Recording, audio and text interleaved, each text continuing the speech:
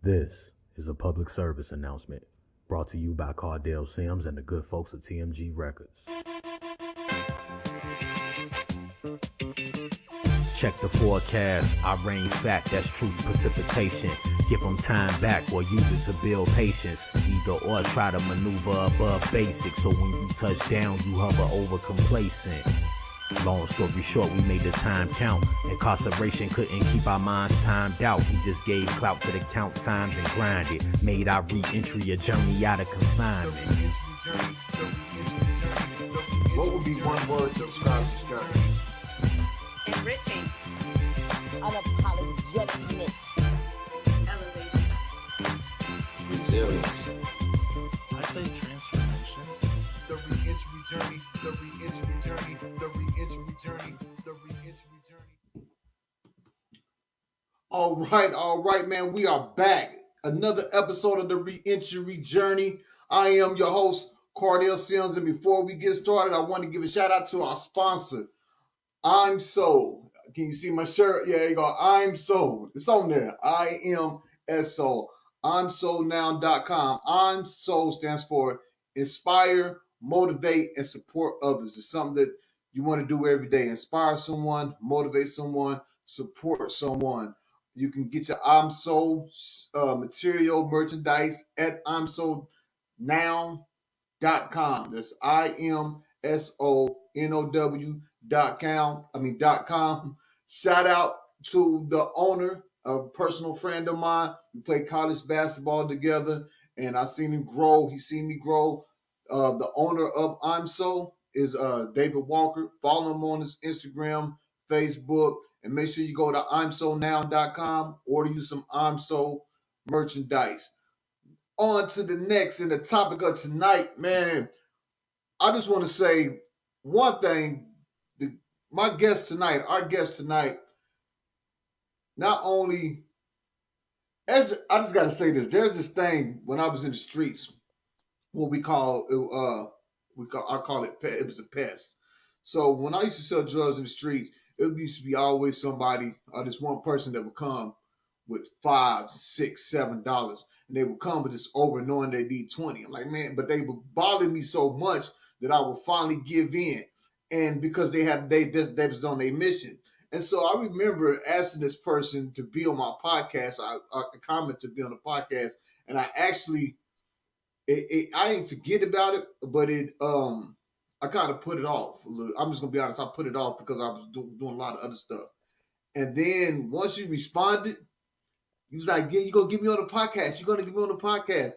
And I was like, "Yeah, I'm gonna get you on." And I already had it lined up, but I was like, "I gotta get you on. I gotta get you in. I gotta break the line. I gotta get you in because I started following you. I really started focusing in on the work that you're doing and the story. And I know all of us is tuning in on the reentry journey, and those of us that's been on this podcast, we have a journey after reentry. We have a journey pre-reentry. The thing about what I like about your story is you was on the same mission. It wasn't no incarceration. That you've been on the same mission from your own personal stories, from your own personal hurt, and you get on this mission and you traveling and you doing the things that you're doing, and your truth and the stuff that you speak in the truth gets you incarcerated, gets you in prison. And you got an amazing story. I'm not going to just. I'm through talking. I'm going to turn the floor over to our guest tonight, an attorney. We're talking about a human traffic. Man, man, you do so much. It's just crazy. I just I'm shocked that you do everything that you do. So I really want to bring you to the floor and let you tell your story. The floor is yours. Our guest tonight on the reentry journey is Juanita Healy. Welcome to the reentry journey. Thank you so much for having me. I'm really appreciative of the opportunity. As the saying goes, better late than never. So I'm so grateful that this can happen today. Oh, I appreciate. I'm glad that you stayed messaging me like, can we get on? Can we get on? And so, I mean, because if you wouldn't, it probably would have got pushed back further. But I'm like, man, we got to get it on. So, because what it did was, it made me focus in on your story more. I seen posts on stuff like on LinkedIn, and okay, yeah, I really like that. But then when you kept messaging me like, I want to get on, I want to get on. I'm I'm like, let me check her out. Let me see what's going on. Then when I got in the story, I'm like, man, she should have been on. So thanks a lot for the persistence, the consistency of really reaching out. You know that you really want to share your story because you know the importance of it. Now, I know now, but at the time I really but you knew and you know the importance of what you do and what you've been through. So I really appreciate that. Most definitely. So the And I'm floor is very yours. grateful. Yeah, thank you. So, for those who don't know of me, as you rightly said, my name is Juanita Headley, and I am the New York attorney. By the grace of God, I've been an attorney for 7 years. However, I'm originally from London, England. My family are Jamaican, and as a result of being a foreigner, I'm a pro bono lawyer. And so, therefore, for 7 years, I have been working for free in New York with those who are homeless, immigrants, illegal immigrants, or undocumented is the more appropriate term, and those who have been formerly incarcerated. I've been doing that with the Christian Legal Aid, and I've also volunteered in the Bronx doing immigration work. In addition to that, as you rightly said, I do human trafficking prevention work, and I've had the opportunity over the last 10 years to travel around the world sharing my message of empowerment. Quite often, I hear people use the term awareness or awareness raising. That is a term I don't use. I consider it a dirty word. I'm all about educating and empowering because to me, awareness is knowing and doing nothing. People Mm. look outside their window and they see the weather. It's sunny, it's cold, whatever it is, and they may make the statement, it's warm, and the response they get from the person with them or on the phone, I'm aware. And for me, it's simply knowing and doing nothing, which is one of the reasons why exploitation continues to exist even in the United States, because awareness raising often just raises the knowledge but doesn't give a call to action, doesn't empower people what to do next. And so my passion for human trafficking has taken me all around the world. I've spoken on the TV and radio in Ghana, in Caribbean, St. Vincent, Trinidad, even in India. And I've had great opportunities to share my knowledge and expertise to those who often know very little about trafficking.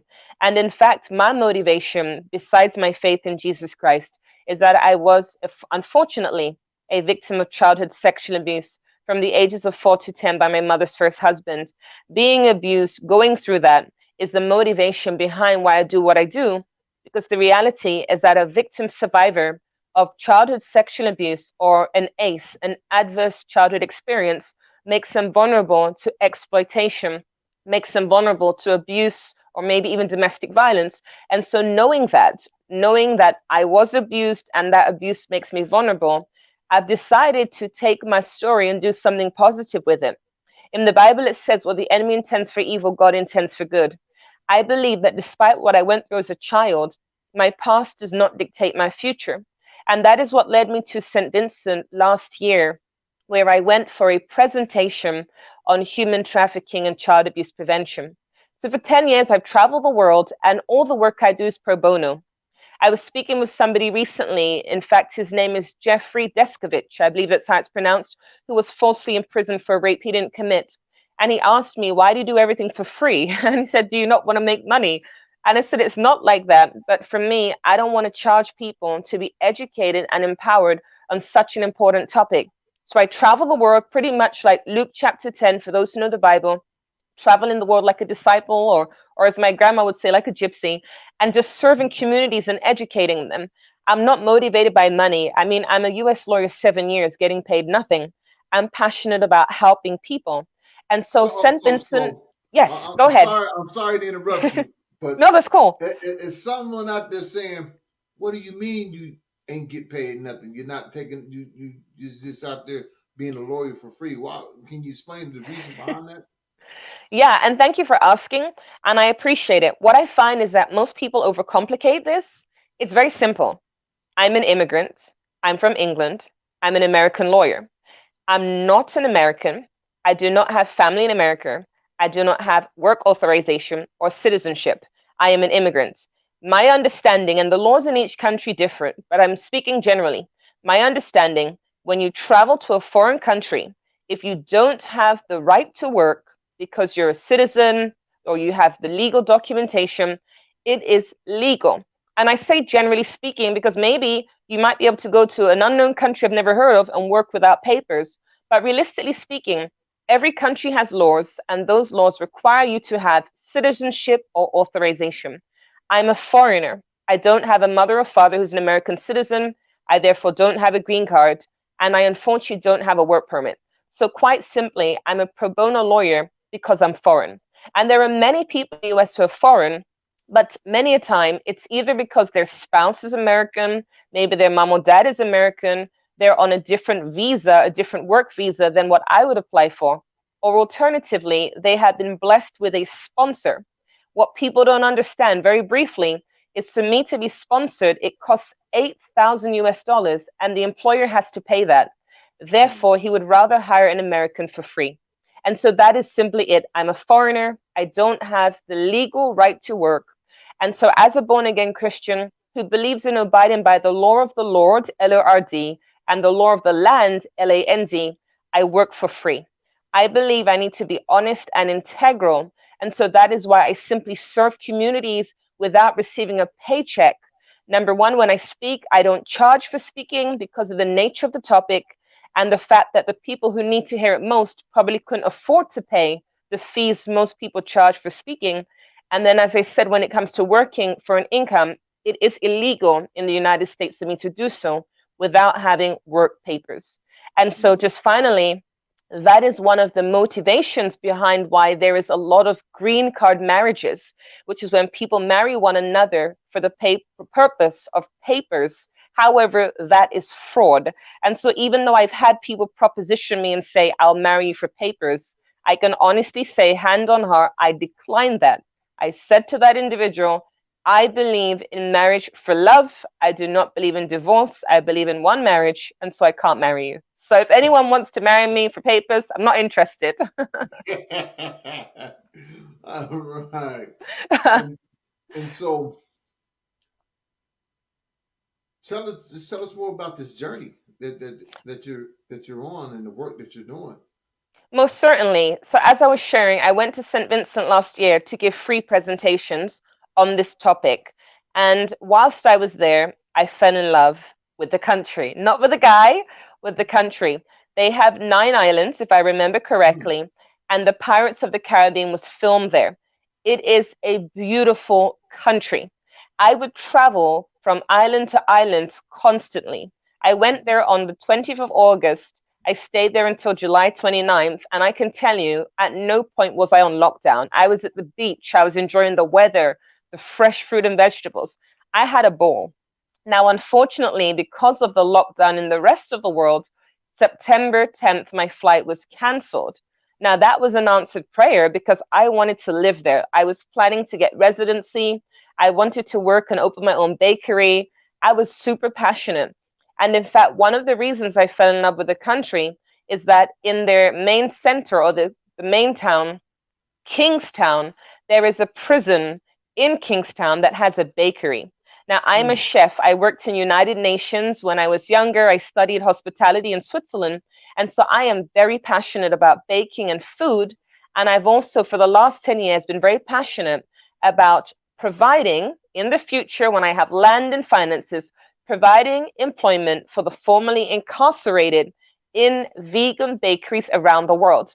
So I've had a dream for 10 years to open hiring policy bakeries where I would hire ex-convicts. That is a dream that has been on my heart.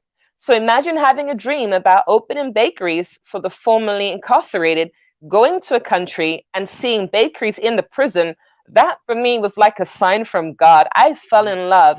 And in fact, I would go to the prison on an almost weekly basis. I'd walk in there like I own the place. I would honestly just go in and out, walk around. Yes, I was a female in a male prison, but there were always staff around.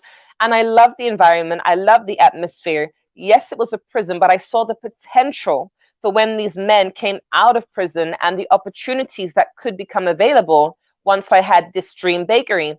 Now, as I said, my flight was canceled, and an honor and privilege for me was on around the 13th of September.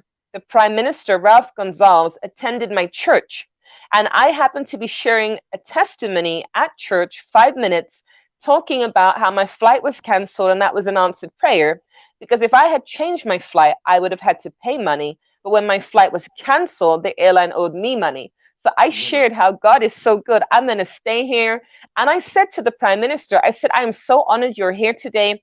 I love your country. I want to live here forever and work in your prisons.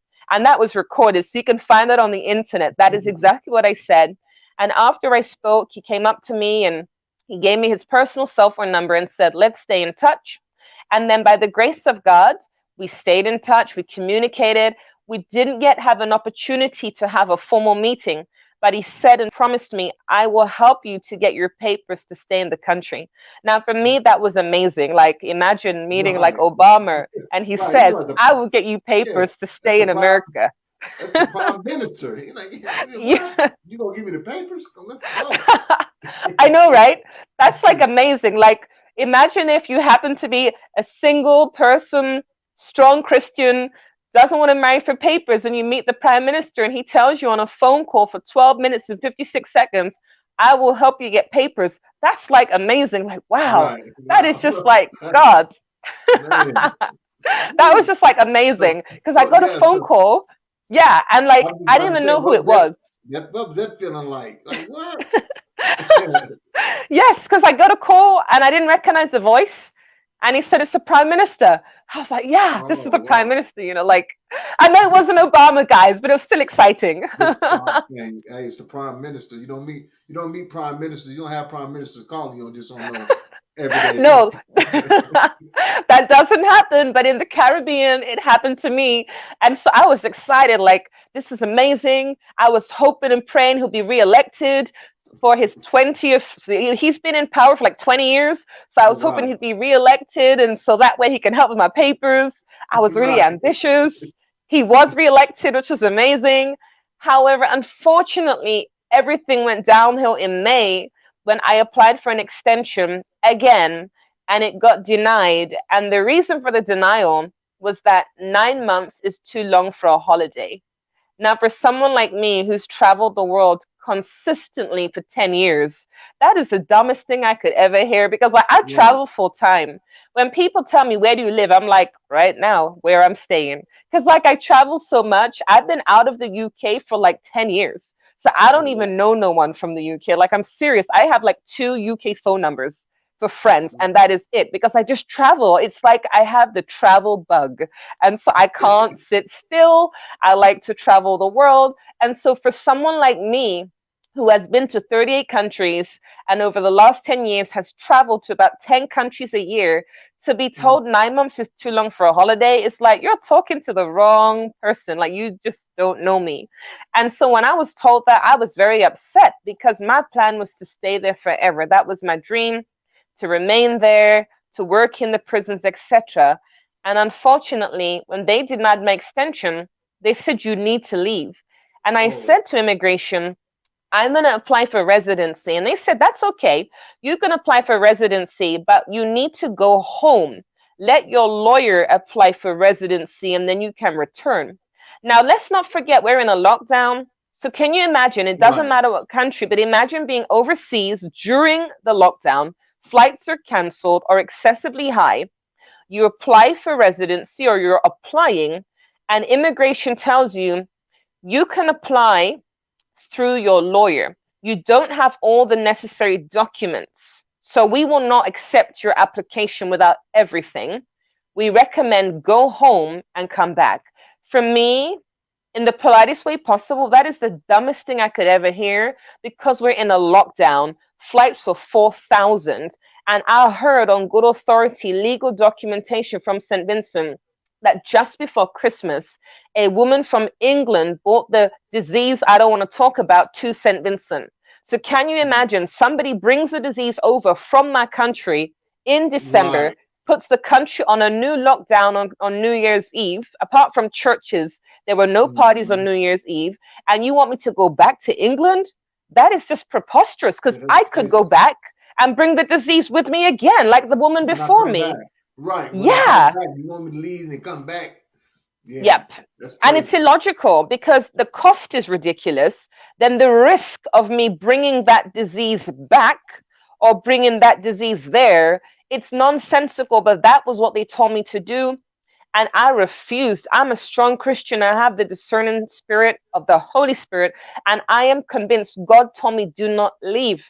I followed the protocols. In life, through law, there are protocols and channels. I followed the protocols. I applied for my background check from England. It was clear. I got it expedited. It arrived in a day. I got pictures. I got everything I needed. They told me you need to leave by, I think, the 26th of May. I think that was the date they told me. And so Mhm. I applied for the residency with all my documentation the day before the departure. So if they said the Oh, wow. 26th of May, I applied the day before. And what I heard from lawyers who have worked with people in relation to immigration is that typically in Barbados, it's guaranteed, according to a lawyer there. But in St. Vincent, typically when you apply for residency, you get an automatic extension because your reason is that you've applied for residency. Yeah. But immigration refused to give that to me.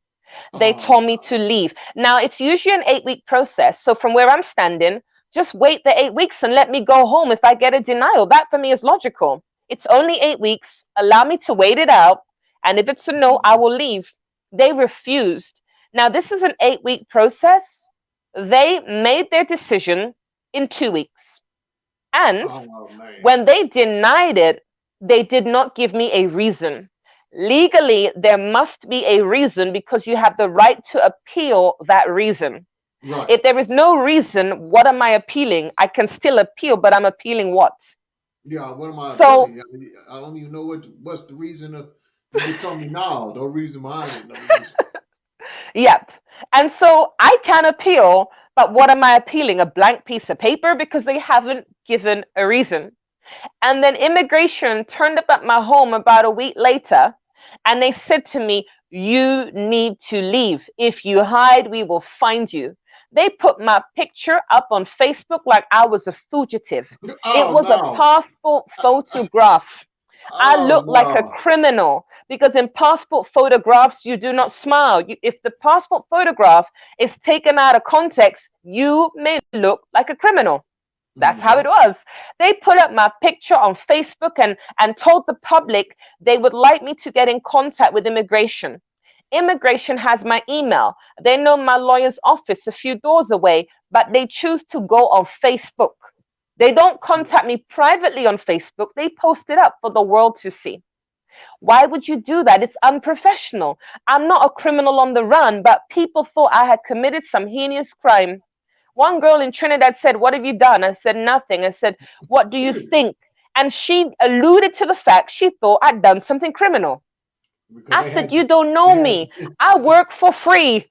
I sleep on people's floors and live like a dog at times, literally skipping meals to follow the law of the land, to follow integrity. When I've been in the US over the last 7 years, and Christians and non Christians have told me to work illegally, and I do not do that. Think about it. Why would I pick up myself, go to another country and do illegal or criminal stuff? That is right. stupid because in America, it would be worth it. I'd be making money by now. I'll be living by myself without roommates, leaseholders persecuting me. I wouldn't have to put up with nonsense if I was working under the table. So when Mhm. she said, I think you've done something criminal, I didn't block her, but I didn't talk to her again. Like, you don't know me. Like, you don't know me. And so I wanted to get my side of the story out. So I reached out to the Searchlight newspaper and I told them everything.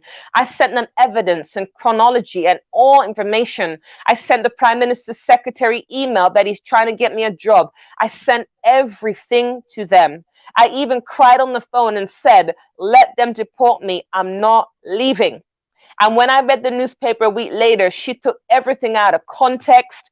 And as a result of that, the church disowned me and said, we will not support you, as they waved the newspaper and said, you shouldn't have said these things. It is a newspaper. Do not tell me I shouldn't have said, you were not there. You don't know the context. If I say I will not leave because of, but it gets cut off, the because of gets cut off, Right. the It just people says who I will read not that leave. statement, exactly. People think, and they wrote about me, oh, I'm entitled. Oh, I think I'm this because I'm British. No, I was simply saying I'm not leaving because I have rights. I have the right to appeal. I have a right to apply for residency and get an extension automatically. I have legal rights. But the newspaper didn't say any of this. And in fact, if I can hold up my hand and say, I regret going to the newspaper because it portrayed me very negatively. I had been there from August 20. I had spoken at churches, schools, TV, radio stations. I had impacted and empowered people's lives. There was a student. She saw me on TV and said, I do not want to commit suicide because of your message. I had men and women in high positions of power telling me they were sexually abused in their childhood. My work was impacting people. I had a person who was married say, you are the only person who knows apart from my wife. I had a woman tell me, my family don't know I was abused by another family member. So clearly my message was impacting and changing lives. But in May, people forgot what I'd been doing because they tore me apart. I could not read the comments because they were that bad. I cannot imagine what it's like to be a celebrity when people lie about you and tear you apart because it hurts. It's not true, but it hurts even so. And then a week later, there was another newspaper article. I was on the front and the back cover of the Searchlight for 4 consecutive weeks. And every week they tore me apart. My reputation destroyed. However, I am convinced what the enemy intends for evil, God intends for good. Because whilst all of this was going on, I had joined a new church and there was a sermon, A Living Hope in Troubled Times. And this is the church that later disowned me, by the way. However, the pastor spoke about Paul and Silas, Daniel in the lion's den, the 3 men in the fiery furnace. And when he shared those stories, I had a remembrance. Oh yeah, Paul and Silas. And so therefore, on the 17th of June this year, when police and immigration turned up to my house to arrest me out of my bed in my night clothes, I was already prepared for what I needed to do. They wanted me to leave the house without washing my face or brushing my teeth. They wanted me to leave my house in my night clothes, and I was not going to do that. I was not going to get undressed and get naked in front of another human being. I wasn't doing that. So I put clothes on over my night clothes. I washed my face and brushed my teeth. I refused to use the restroom because I wasn't doing that with supervision. I'm not a criminal. And even if I was a criminal, I still deserve a sprinkling of privacy. Just a sprinkling, just a little bit, right? For me, it's an immigration matter. But they treated me like I was a murderer, rapist, or pedophile. The way that they were behaving with guns and all this foolishness. Now, by the grace of God, they didn't put handcuffs on me. They took me to court. And when I got to court, it was the serious offenses court. I am not kidding you. An immigration matter, right? Serious offenses court. Do you know the amount of corruption in that country, the amount of people who commit crimes and walk around not arrested, not in prison, and I'm at the serious offenses court? Like, they were trying to get you up out of there. They were like, we got to do something. Yep. So that's why they took me to the serious offenses court. I was shocked. This is immigration, yeah? Right. And that's where they took me? This is an immigration matter. Y'all done got me in the highest court. Can you imagine? Like, I might laugh now, but I was shocked, really? Because I know of stories, factual stories of people who have committed crimes and there was witness and they ain't in prison. They've not even been to court. And an immigration matter? For someone who is honest and integral, imperfect as I am, honest and integral, and that's where you're taking me. And now the Bible says there's a time to speak and a time to stay quiet. And when I was in court, I sat there all relaxed. I just act relaxed. I just didn't care. I wasn't bothered. I was just so chilled. And I went into the little box and the judge started talking. And I said to her, why isn't my lawyer here? And she responded, who's your lawyer? I said, Jomo Thomas and Maya Eustace. And the judge continued the proceedings. When I later spoke to my lawyer, she said when that happens to her, she will say we need to hold the proceedings so that the lawyer can be present. That is not what happened. And I spoke up and said, I'm a British citizen. This isn't right. I said, I have legal rights. My lawyer should be here. I spoke up. And I say that because when I told my mother about this sometime later, she was like, be humble, stay quiet. I wholly disagree with that. And I rebuke that statement because we got to use wisdom as to when to fight our battles. When to fight our battles. Most definitely. Well, the old country song say, you gotta know when to hold them, you gotta know when to fold them, know when to walk away, know when to run.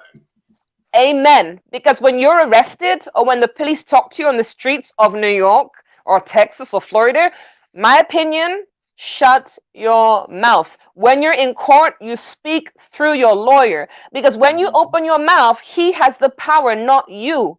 And so for me, when I'm in the vehicle, I have nothing to say.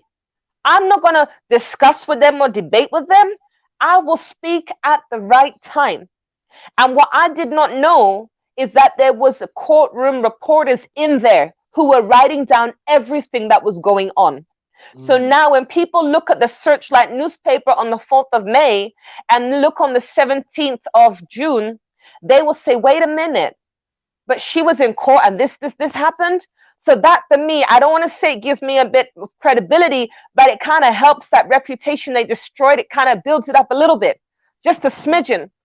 Because when they took me out of the court and everybody was staring at me, I said, I can write and sign autographs if you like. This is me, front cover of the Searchlight newspaper. And they just stared at me. And I did not want people staring at me because I was livid. And I'm sitting, I'm not lying to you, underneath the signboard, serious offenses court. I'm like, it was just so ridiculous. I'm sitting under the signboard of the courtroom. And I was so angry because I have a lawyer and I have rights. I am a lawyer of 7 years. I know my rights. And so we get in the vehicle and I see 2 camera people and I was told by my lawyer, don't speak to the media. So I turned away from them. And then they walked up to the vehicle and they said, Miss Headley, would you like to tell your side of the story? That was like bait to a fish because of course I did, yeah? I ignored my lawyer's advice and I spoke too much. I seen that video too. I spoke too much. I told everything. I told out all my business, how much money I had. Like I said too much. But I did that because it was my side of the story. It was my opportunity to speak verbatim without the Searchlight government biased newspaper editing things out. I could speak verbatim. And I said to them, I have been accused of being a human trafficker. Like, I'm serious. Ridiculous as that sounds, that is what people were saying about me, the anti-trafficking advocate for close to a decade. The rumors were I am a trafficker. The rumors were I'm not a lawyer. I cried about that, not because they call me a trafficker, but like, really? People are going to say this nonsense? It wasn't because it hurt. It's because people believed it. It's because they believed it. They thought I was a fraud. I had written a book on trafficking and people said, I'm a trafficker? I don't want to be rude or anything or be funny, but like, I don't know many traffickers that skip meals, sleep on floors, sleep on benches, and don't get paid. I mean, come on, traffickers make money. It's a business. They live the lavish lifestyle, and there is me on floors, and I've lived in some squalid places. Even now, I live in a filthy house. I've lived in filth in the past. I'm living in filth in the present. I'm not no human trafficker, just for the record, yeah? I'm not a trafficker. Right. Just gonna put it out there. Right, yeah. I'm no trafficker. And so when people said that, it hurt because it was believed. That's why it hurt. And so they took me to the police station. They put me in the prison cell. They kept me there. And that day I said, I need to call my lawyer. I told them I need to call my lawyer. And they said to me, you can call your lawyer later when the supervisor comes. So I'm there waiting for the supervisor. She doesn't come because she's in a meeting with someone. She eventually comes and they ignore me. And they ignore me. Now, unfortunately, I have a spirit of anger, so I lost my temper. And so I started throwing things out the prison cell. I started to kick down that door. Now, I'm a vegan and I'm really small. but I have this supernatural strength that isn't necessarily a good thing when my anger comes out. I was trying to break down that door. In fact, I kicked the door so hard that I actually injured my foot and ended up with swollen foot and a pain in my chest that I couldn't walk for almost a month. That's how bad I kicked down the door. And they were shocked because I'm so tiny, right? They're not expecting this in this tiny little Right. person. And then they opened the prison cell. So I'm thinking, oh, great, I can call my lawyer. It worked. No, it didn't. They put me back in the cell. And then a few days later, they tried to illegally deport me. I had an appeal. And when They you were have an trying, they appeal, were trying to no, get you go out of ahead. there. They weren't Yeah, playing. they wanted to deport me. I had an appeal in, and the immigration officer told my lawyer, I'm following instructions. I'm not Mm, even lying to you. She said, like, seriously, you are an officer of immigration. You have a job. Your job is to follow the law of immigration. But right. she was going above the law and following instructions. They took me to the airport. We were 4 minutes late. Now, for those who know the story of Lazarus, Jesus turned up 4 days late when Lazarus had died. So 4 is very symbolic. We were 4 minutes late. And the immigration officer got stressed. She was like, no, no, no, no, no. And so they tried to get me on the flight. And then they said, you know what? You can get on. So we put my luggage on. I am 6 pounds overweight. And so I was strategic and I took my stuff out so slowly, the plane left without me. And so I ended up being sat on the floor in the airport, holding onto my luggage with my life. Because if I hold onto my luggage, they can't pick me up and put me on no flight. So I was very clever and wise, and I held onto my suitcase with a supernatural strength. And my friend was like, I saw a picture of you in the searchlight sitting on the floor. You look crazy. That is out of order. That for me is not his place to say. He was not there. He doesn't know the circumstances of how I got to be sat on the floor. That was to my protection. Because I have been told that in St. Vincent, there are people who've been physically assaulted by the police. People in St. Vincent are afraid of the police. Therefore, by me sitting on the floor close to my luggage, if they try to get me on the plane, I can hold on with my life. And they can't say that I hit them or whack them or whatever. I'm holding on. It was for my protection. And when I'm on the ground, I'm a lot harder to pick up. I'm tiny Right. already. If I'm on the ground, I'm harder to pick up. So that for me, it was wisdom. It wasn't a sign of insanity. I could hold in my hand and say, I'm not crazy. I live with a crazy person, but I'm not crazy. I'm sane. And I held onto that bag. And then we went back to the police station. And when we went back to the police station, the police were angry. Why are you back here? I'm serious. They're like, why are you back here? Why are you back here? You must be a criminal in your own country. You're on the run from America and England. You're a criminal. It wasn't that. I had an appeal. Can you imagine that you have an appeal? Whether you're guilty or not, you have an appeal, right? You get illegally taken to the airport for an illegal deportation. And then when you return back to the police station, they're saying you're a criminal. No, I should not have been taken in the first place. Right. I shouldn't have left in the first place. And so when I got back there, they punished me. They called me names. They messed with my head. The psychological trauma. I can't imagine if I was accused of rape or murder because the police treated me like filth. They stole close to 2,000 US dollars of my money. They messed with my head. It was not okay under any circumstances. And I know there are people who go through worse, innocent or not, go through worse for decades, solitary confinement, etc. The experience messed with my head. But when they punished me and they took my pens and my book and they confiscated everything, what did I do? I remembered what Paul and Silas did. So for 5 hours straight, I sang worship songs at full volume, high pitched. And the police were so angry with me because I got a plastic bottle and I rubbed it up and down the bars for musical instruments. 5 hours of worship non-stop. Because they may take my book and my pen, they cannot take my worship. And I sang for hours.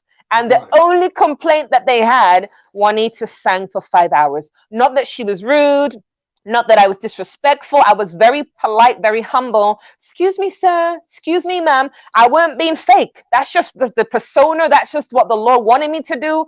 Because I don't talk in that way. I say, excuse me, ma'am, and sir. But I was very humble and submissive and everything. It was the worst experience of my life. I am telling you that. I was sleeping on an upside down table. It was as hard as a rock in this filthy, squalid prison without natural light, boarded up windows. And then on the 8th day when I was there, my lawyer came to the prison and she told me she got a phone call from the attorney general and he said, "We want to release Miss Headley." The same guy who put me in the prison without my lawyer being present is the one who called her and said, "Release Miss Headley without bail." That is the God that I serve. Because exactly 1 week later, I was reading in Acts chapter 16, verses 35 to 37, and it says, the keeper of the prison said, "Let Paul and Silas go." And Mastori, the attorney general, said, "Let Juanita go." So I left there on July 29th. I won my court case. I was not deported. And I have a story of victory. It is not about the theft. It's not about the psychological trauma. It is not even about my memory problems. I don't remember stuff because they messed with my head so much that to protect myself, my memory has shut down. I don't remember things at all. But my God is a healer, and I now have a passion even more than I had before. 10 years I've wanted to build bakeries to hire ex-convicts. I've had that dream for 10 years. Now, I came to New York on July 29th for one simple reason. I want to work as a lawyer with men and women in prison. Bakery is all well and good, but I don't have the money for that. But I can tell you, 7 years as a lawyer, volunteering at legal clinics and not really doing much, I want to work as a lawyer. Not once a month or once a week. I want to help people like myself. And so for me, as it says in the Bible, what the enemy intended for evil, God intended for good. Yes, they stole so much from me, but they have given me this new ministry and this new passion to change the lives of people right here in the United States, going through exactly the same situation and often even worse. Mm, mm. That's amazing. It's an amazing. It's a wild story of. It's just crazy. Like you said, Mm. you got me in the highest of courts about an immigration matter. I've done like I'm a serial killer. Uh, yeah, I know, like I'm a that's human crazy. trafficker. Yeah, like I'm going around here and giving these speeches and sharing my testimony, and you making it seem like this is y'all making it seem like I'm putting up a facade and doing the exact Yes. opposite of what I'm talking about. Y'all got me Yep. painted up to be a human trafficker. You got me painted up in the papers and looking crazy, and y'all all on man. That's a lot to face, and it seems Yeah. like you was on the journey, and then this occurred, and so now it's like you're on the same journey, but with more and more of a mission. So Yes. if you had one word to describe this journey so far, what would that one word be, and why? For me, I'm trying to think. Now, lawyers always have an answer, and as you can see, I talk a lot. What would be the one word to describe the journey? I would say I would say breakthrough. I would say breakthrough. Because for me, the way that I'm looking at this, I believe that this experience is going to propel me into my career. I believe this experience is going to eventually get me my work permit, is eventually going to get me my green card. So it is breakthrough. In other words, I have a passion for people, I have a passion for helping. I'm a lawyer 7 years who can't be bothered to be a lawyer. I'd rather travel the world and volunteer in orphanages with kids. But this experience is the breakthrough that is propelling me into my legal profession. It is the Mm, breakthrough propelling me into changing lives. I have believed for at least the last 10 years or more, your past does not dictate your future. I have never believed in the death penalty. When I say never, meaning I believed in it before university because I didn't understand the concept. But as a Christian, I don't believe in that anymore. I believe in second chances. And I can say wholeheartedly, my entire Christian walk, and I was Christian from the age of 15 in church all my life, I believe in second chances. I believe in punishment. Yes, you do something, you should be punished. It's a consequence, repercussion, whatever you want to call it, karma. I believe in consequences for your actions, but I don't believe in an eye for an eye and a tooth for a tooth. You've committed a crime, punishment, whatever. But I believe in second chances. And I say that because I don't believe in the death penalty. I want people to be open minded. I have a platform, I'm a speaker. I want to speak around the world and change the lives of people. And I'm not just talking about those in prison, I'm talking about those outside prison. I want people's eyes to be opened that no matter who is behind the prison walls, they are a human being first. They are a person first who has potential. Even the worst individual in the world, I believe they have potential. So, like I said, for me, it's a breakthrough because I want to use the platforms I've had. I've been speaking on the TV and radio for 6 years. I want to shift the dialogue. I've been speaking about victim, victim, victim. Now, let's look at the perps because the vast majority of perps of abuse or trafficking have been a victim of something themselves. So, for me, I want to say thank you, St. Vincent. You tried to ruin me, you tried to destroy me, but you have opened the door for me to do what the Lord has called me to, and that is to be a lawyer. Because I can tell you, this is my second day, day 2 of working for an amazing organization where I finally am doing what I'm passionate about. I work with men who are in prison or who have been in prison, and I spend about 3 hours today wrapping Christmas presents for these men. These presents are things that I have. I've been blessed with cups. I've been blessed with stuff that has never been used or opened. And I want to bless these things to these men. Now, some may say, why are you wrapping it up in Christmas paper? Who cares? Why?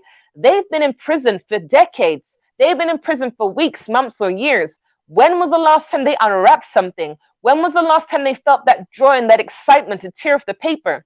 For me, I value the little things. And so even if it's just a stocking, or even if it's just a cup, I want them to experience the joy that they did not get to experience behind prison walls. And so honestly, I want to thank the immigration officers. I want to thank Prime Minister Ralph Gonzalez, who wrote a 2-page letter about me to a mutual friend of my father that was very negative. It painted me in such a negative light. It's so negative. My family and friends haven't read that letter. That hurt me. I couldn't even sleep that night. I was so hurt. But I want to say, I forgive you, Prime Minister, for what you wrote. That's what you believed. That's what you thought about me. That isn't the truth. But I want to thank them because the Prime Minister is the head of that country. Immigration are the head when it comes to immigrants coming in and out. They're the head who make the decisions. And I want to thank them because if it wasn't for them, I would not be doing something that fulfills me. I am so fulfilled. I read books about prison. I watch movies about prison. I talk about prison like 24/7. And I am so happy. So I want to say thank you, St. Vincent. What doesn't kill you makes you stronger. You may have taken my $2,000 that in the name of Jesus I will get back.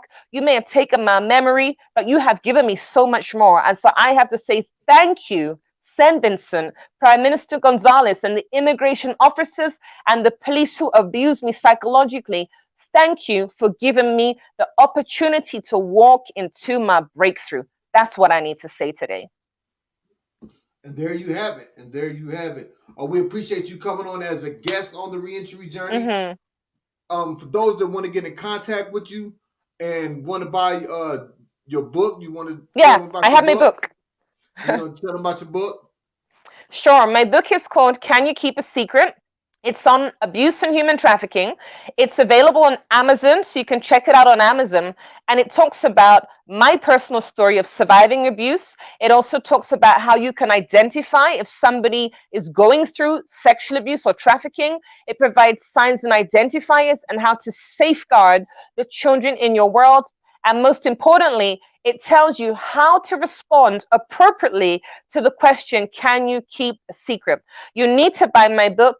80% of the money, 80% of the money goes to charity. So if you paid attention to what I've been saying throughout, I am an unpaid lawyer who works for free, who is giving 80% of the money to charity because I like to help people. That's just my heart and my passion, helping. When you buy the book, the money goes for a good cause, and even 10% of the money is going to those in prison for commissary. For those who don't know what commissary is, it means that they will have the opportunity to buy toilet paper, to buy toiletries. Yes, they may have committed rape, murder, sexual offense, but they're still human beings who are entitled to dignity, entitled to toilet paper. So 10% of the proceeds goes for that.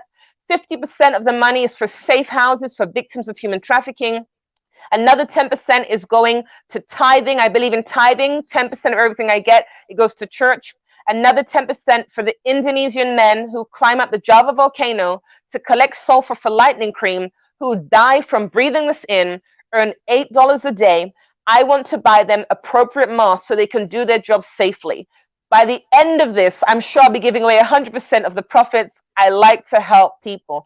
Buy my book to be educated, empowered, and to make a difference in the lives of others. And you need to visit me on Facebook. My name is Changing Cases. My website, changingcases.org. That's changing, CASES.org. Changingcase.org. You can Google me, but remember, don't believe everything you read. The newspapers lie, but right here and now, I'm telling you the truth, the whole truth, and nothing but the truth. And there you have it. We once again, I'd like to thank you for coming on, sharing your story, doing the work that you're doing, even though the things that you face, you find a way to keep your faith in God and Jesus Christ. You find your way to trust and believe that they will see you through, no matter what the hardships is. And you know, your journey from here on out, like you said, this is a breakthrough. You was on one journey and then this happened, and it was a breakthrough to take you on, to elevate you into your purpose. And the crazy part is we do have a couple lawyers, attorneys in this group that I had on as guests as well. So maybe you'll be able to connect and y'all can be able to, you know, do some things together as well. So thanks a lot for coming on the Reentry Journey. This has been another great episode of the Reentry Journey. I hope everyone had an amazing holiday. Got to spend time with their family. Now, you know, it's back to work this week. So once again, thank you for coming on to the Reentry Journey. We really appreciate you, your work, and your story. Oh, also, and for those that's tuned in, I do have a holiday sale, and you can get my book, Inmate to Inspiration. I got 50% off. 50% off. Go to my website, CardellSims.com. All my paperback books, 50% off, or you can get a bundle of 6 books for $50 as well. Once again, this is the Reentry Journey. I am your host, and we want to thank our guest again for coming on, sharing her story, and hope that she comes and joins the group and stays in contact with everybody, and we bring her on a few years later to see the other side of the journey and the other side of the breakthrough. Thank you, Juanita. We really appreciate you, your work, and your stories. And this is another episode of the Reentry Journey. I am your host, Cardell Sims, and we are calling it a night. See you all later.